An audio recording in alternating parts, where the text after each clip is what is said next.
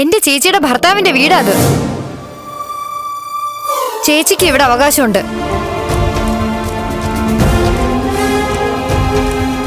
ചേച്ചി അധികയില്ല.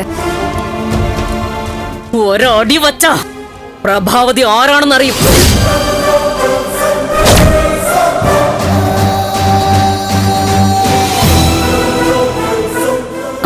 ആന്റി, ഭർത്താവിന്റെ വീട്ടിലല്ലേ ഞാൻ നിൽക്കേണ്ടത്? ഇല്ലെങ്കിൽ നന്ദു പറയട്ടെ, ഞാൻ ഇവിടുന്ന് പൊക്കോളാം. നന്ദനോട് അനുവാദം വാങ്ങിച്ചിട്ടാണോ ഇന്നലെ നീ ഇവിടുന്ന് ഇറങ്ങിപ്പോയത്? നിന്റെ ജീവൻ രക്ഷിക്കാൻ വേണ്ടിയാണല്ലോ എന്ന് കരുതിയ ഞാനതങ്ങ് ക്ഷമിച്ചത്.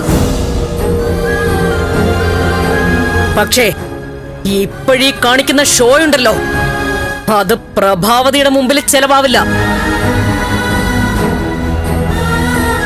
പിന്നൊരു കാര്യം, മീരയും രജനിയും പുറത്തു പോയിരിക്കുക.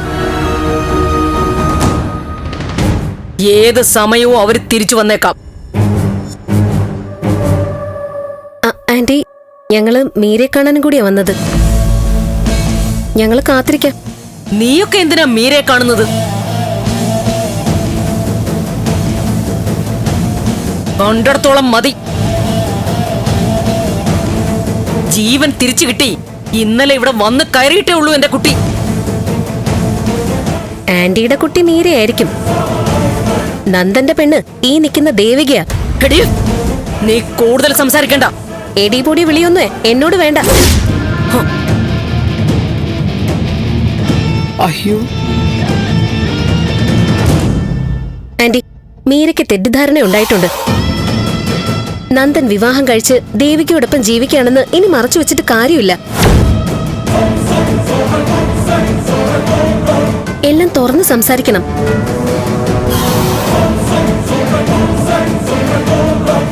കാര്യങ്ങള് നല്ല രീതിയിൽ അവസാനിപ്പിക്കാം ആന്റി. നമ്മളൊക്കെ നല്ല പരിചയമുള്ളവരല്ലേ? ദേവിക വല്ലാതെ വിഷമിച്ചാ നിൽക്കുന്നെ. അവൾക്കൊരു ധൈര്യത്തിനാ ഞാൻ വന്നത്. നന്ദനെ ഒന്ന് വിളിക്ക്, ഞാൻ സംസാരിക്കാം. നന്ദനെ കാണണം അല്ലേ? കാണണോ ആന്റി? കാണാതെ പോവില്ല. മോളെ വേണ്ട. നന്ദന്റെ അമ്മയ്ക്ക് ഈ അമ്മയുടെ വിഷമം മനസ്സിലാകുന്നില്ലേ? ഉള്ളി നേറിയ ഞാനിവിടെ നിൽക്കുന്നത്. സിദ്ധാർത്ഥൻ സാറിന്റെ മോന്റെ ഭാര്യയല്ലേ ഇവള്? ഞങ്ങളെ എങ്ങനെ കഷ്ടപ്പെടുത്തരുത്. നന്ദനെ ഒന്ന് വിളിക്ക്. നന്ദനെ കാണണമെങ്കിൽ ദാ അവിടെ ഗേറ്റിന് പുറത്ത് കാത്തു നിന്നാ മതി.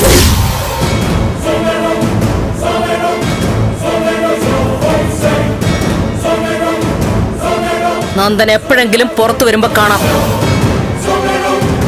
അല്ലാതെ എന്റെ വീടിനുള്ളിൽ കയറി അവനെ കണ്ടുകളയാന്ന് കരുതണ്ട. നന്ദൻ താലി കെട്ടി പെണ്ണല്ലേ ഇവള്? അവനെ കാണാനുള്ള അവകാശം ഇവൾക്കില്ലേ? കുഞ്ഞെ, ദേവിക മോളെ അകത്തേക്ക് വിളിച്ച് കയറ്റ്. ഭാർഗവി അകത്തേക്ക് പോ. അടുക്കളപ്പണി കഴിഞ്ഞാൽ പുറത്ത് ജോലിയുണ്ടല്ലോ. ഇവിടെ വരുന്ന ആളുകൾക്കായിട്ട് ശുപാർശ ചെയ്യാൻ നീ ആരാ? അതല്ല കുഞ്ഞെ. അമ്മേ വേണ്ട. ആന്റി പറയട്ടെ.